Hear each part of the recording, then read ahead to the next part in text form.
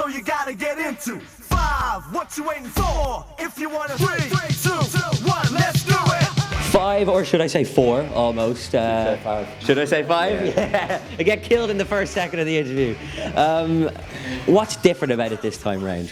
It's better. Yeah? Yeah, it's better. I think I can speak for all of us. Like, we appreciate it more. We've been off, we've done other things, and all of a sudden we're back to sort of how it was before, you know, playing massive crowds and with our old hits and stuff like that. So it's much better. Time for some action. Creeping up your back.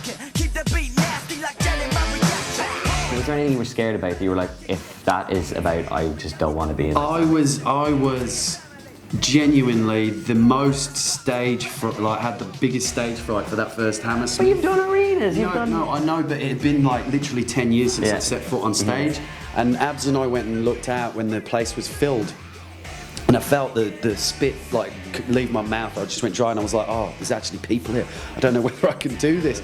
And I had my voice in my head as we were lined up and like we're backlit and the doors were about to open the show. And I've got the first line of the first song as well.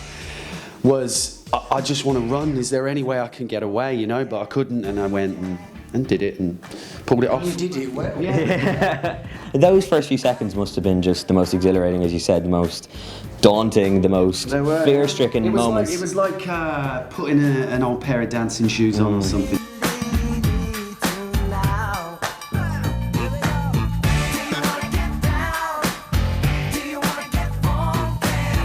The big thing about the Brig Reunion and why I think it worked so well was the honesty of it, and everybody was just so upfront about everything. There was no holding back, and it was warts and all.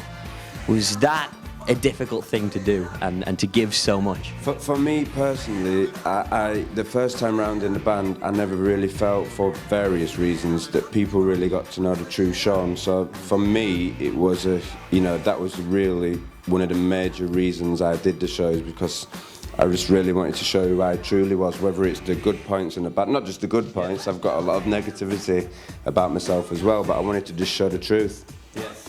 And you totally did. Like, and as I said, I think that's why it worked. And of course, Abs, you going into Big Brother as well, you completely showcased yourself in that way, and people received it so well. Is that another, I guess, vote of confidence in the way that, you know, the fans are still there and they're still in love with you, basically? Yeah, absolutely, man. I was overwhelmed and very humbled by the experience and by the love from everybody. So, and I'm still very grateful that this is still happening.